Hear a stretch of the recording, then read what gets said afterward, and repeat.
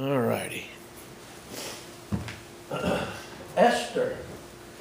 Esther, chapter 4. Esther, one of those difficult books to find, perhaps. You'll find just before Job, just before Psalms and Proverbs.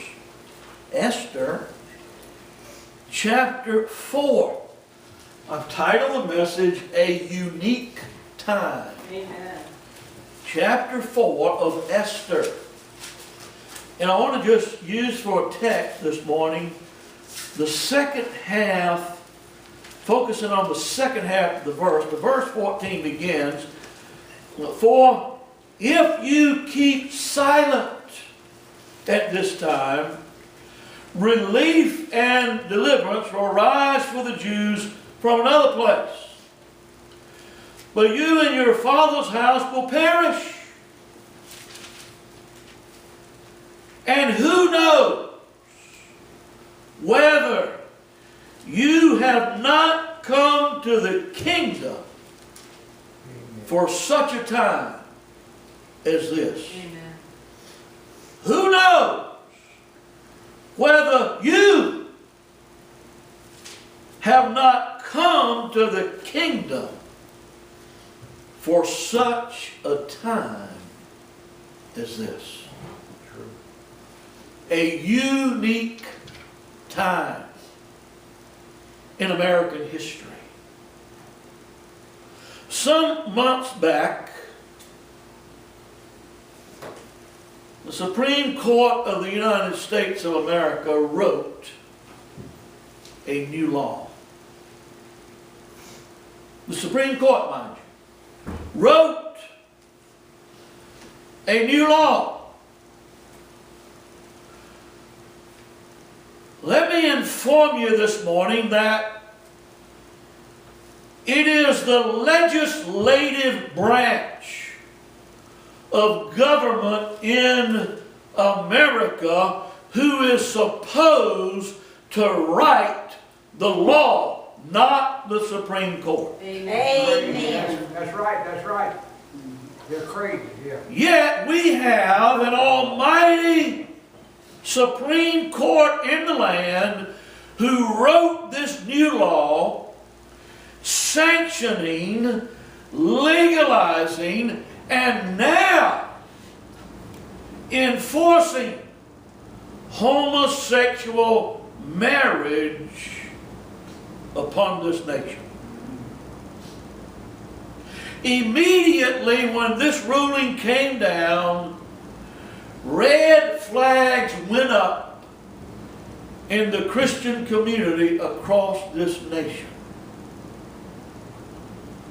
As a matter of fact, one of the dissenting justices on the court actually came out and warned the nation, as well as the other judges on the bench.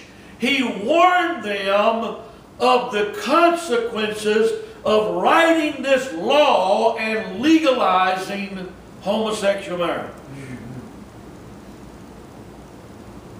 He made it very clear that this ruling would eventually interfere with the First Amendment to the Constitution and would thereby threaten religious liberty in this nation.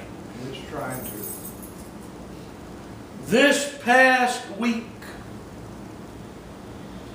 this dissenting Supreme Court justice has been proven right. If you haven't heard the name, her name is Kim Davis, a professing Christian who has been thrown in jail. Not only thrown in jail, but even given a Nobel status. In other words, she can't be bailed out. Kim Davis is a county clerk in the state of Kentucky who one of her roles is the issuing of marriage certificates in that county. And marriage certificates in that county, in order to be valid and legal, have to have her signature on it. She is an elected official.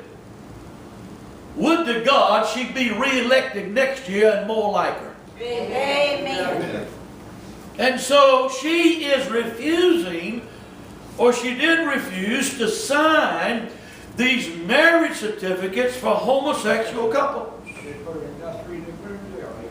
And a judge has thrown her in jail and told her she will stay there until she complies with his order. I believe, personally, based upon my own understanding of the Word of God, that she is biblically justified in taking the stand that she is taking. Amen. Exactly. You and I are living in a very unique hour in American history, folks. Our forefathers would be in total, absolute shock Wouldn't they, though? at what is happening in this nation today. America, this nation, has descended into a vile pit of sin and lawlessness. We've got a former Secretary of State who has defied the law, even having top secret information in her own email, and she's still free today. Exactly. We have a President of the United States of America who is refusing to enforce the laws of the land. He ought to be in the cell right next to her, by God. Amen. True, that's true. We're living in a unique time Exactly. in American history. Dallin Oak said, man's laws cannot make moral what God has declared immoral. Amen. John MacArthur said, I just have to set the record straight. This is how it is. This society is not your friend. Exactly. They hate God, Exactly. they hate Christ, and they hate you. Christians, that's right. Albert Mohler said the Christian church does not ask the Supreme Court or any other human court what marriage is. Marriage is a pre-political institution defined by our Creator for His glory and for human flourishing.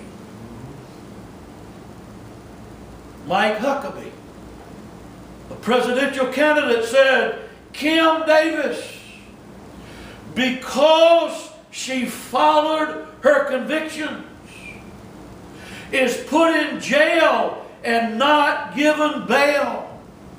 This is an unbelievable moment in American history, and I think it may wake people up, because who is next? Let's hope so. Let's hope it will. Who is next?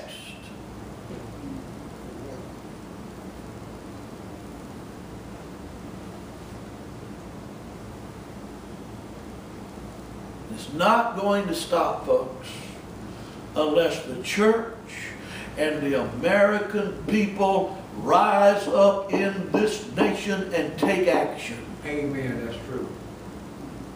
Got to. I'm telling you right now, this preacher does not doubt whatsoever that the day may come when they march through that front door and put me in handcuffs.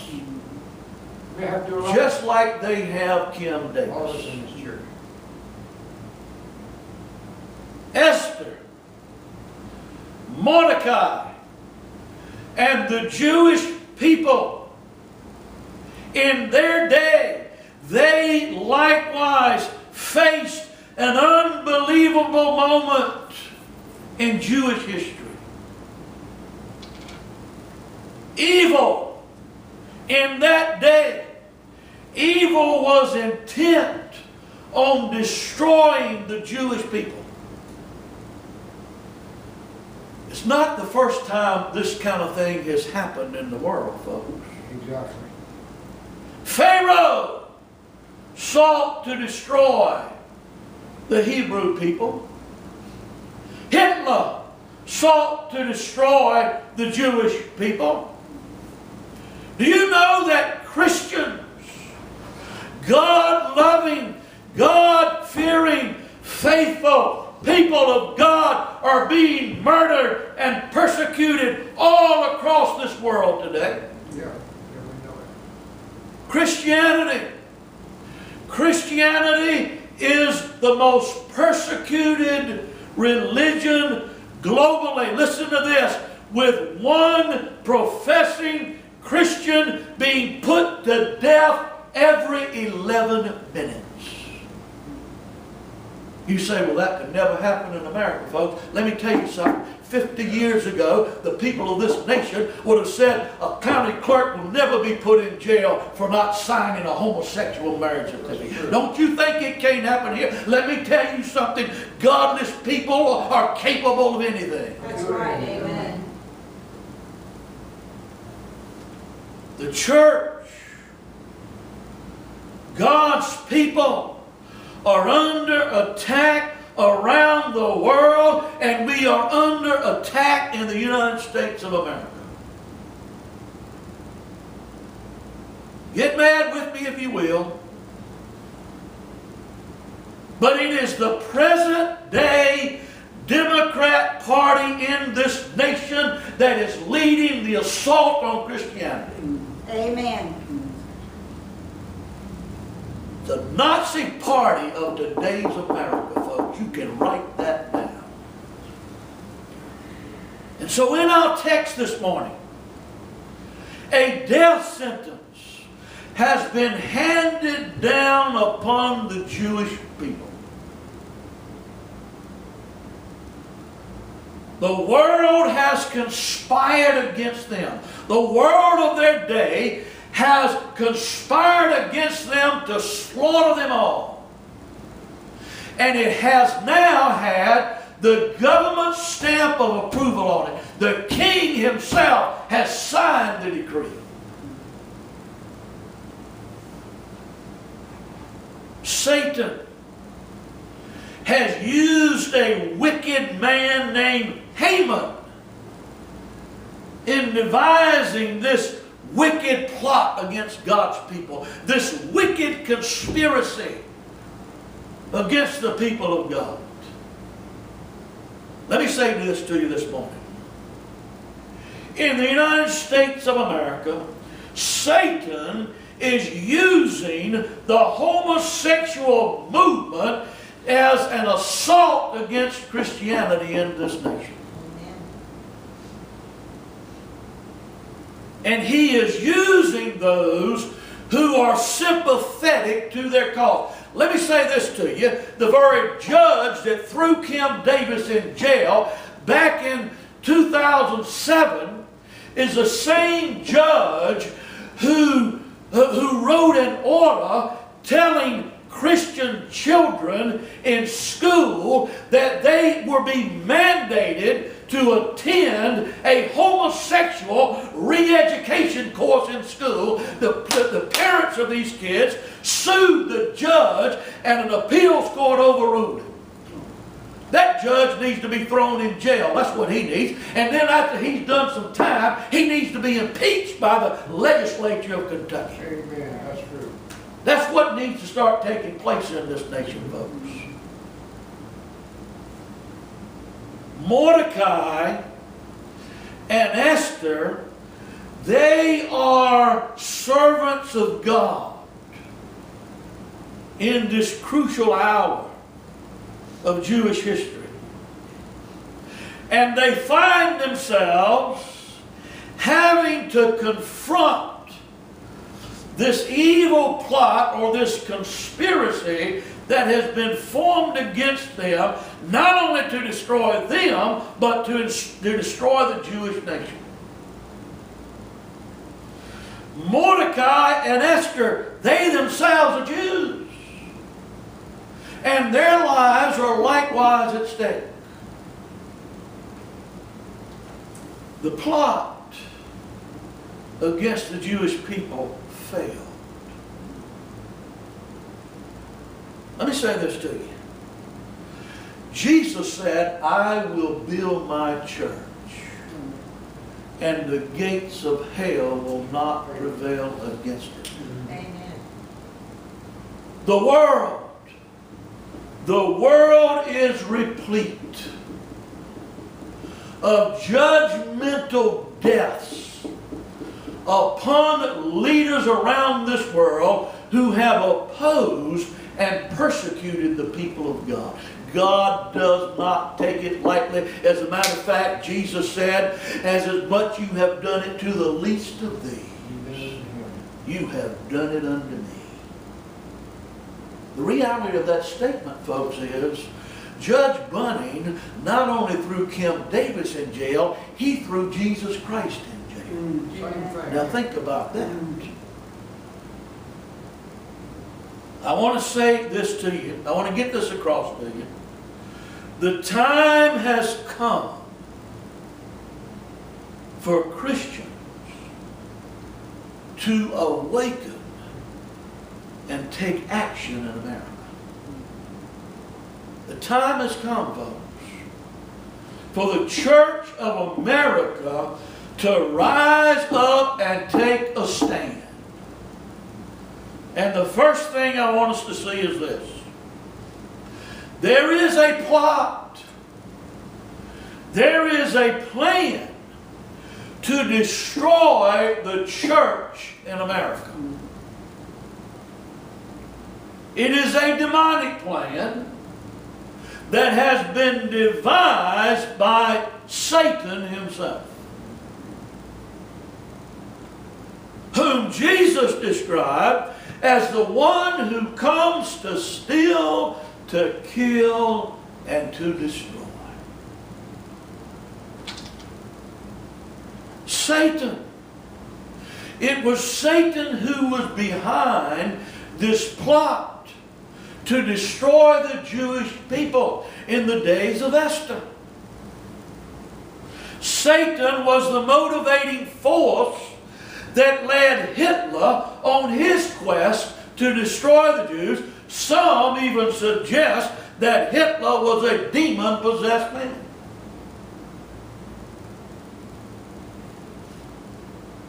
Satan hates the Jewish people, folks. He has always hated the Jewish people. You know why? Because they were God's chosen people, and they still are. And he still hates them with a passionate hatred. Let me tell you something else. The church, God's true people, are also hated by Satan. The church, the true Christian of this day and age, is an enemy of Satan. He despises you. He hates you. And he will do anything within his power to harm you. He motivates others to hate you and despise. You see, it's not particularly, they don't understand it. It's not particularly you that they hate personally. What they don't understand is the one they hate is Christ in you, the hope of glory. That's what they really hate. They hate Christ. And Christ lives in you. Therefore, they hate you. His desire, Satan's desire, is to destroy you. Satan's desire is to destroy the church. I want to say to you this morning that the church in America has been greatly used of God in our history. And God can very well use it again, folks. But He cannot use us if we remain silent. He cannot use us as long as we're apathetic, like we talked about in Sunday school this morning. As long as we are a passive bunch and we say, well, He's not bothering us right now, so we'll just let it slide. Listen, you may be next. Exactly. You may be tomorrow. It may be you in jail.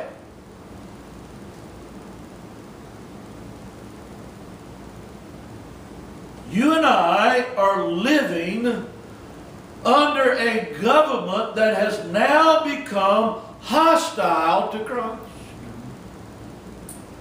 Hostile to the church. Even hostile to individual believers. There is a plot. A plan to destroy the church in America. And the time has come for Christians to awaken and act in this day. Listen, this message ought to be being preached in every church across this country. Amen. Amen. But they won't do it. Please. Second thing I want you to see is this. The church in America must not remain silent. Mordecai told Esther, you better get in there. You better get in there and speak up, girl, because if you don't, we're done. You got to get in there and stand up and confront this wickedness. This is not an hour to remain silent, folks. God has not called us as Christians to be pacifists. That's great. That's much of the problem in this nation. The church has sat back and sucked on their pacifiers for too long. God hadn't called us to be pacifists. No, we are to be a people of action. God has called us to be His voice, to be His light in the midst of this darkness. We can't remain silent. I don't know how. If Christ lives in you, I don't know how you can be quiet. No, it's time. It's about time that the church, that pastors in the pulpit decide to follow the command of Jesus Christ and get across and start walking. Amen.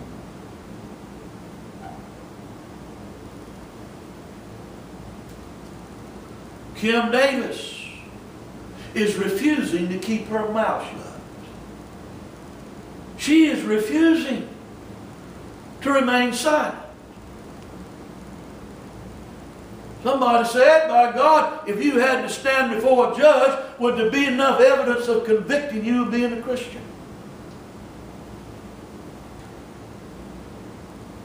Kim Davis is refusing to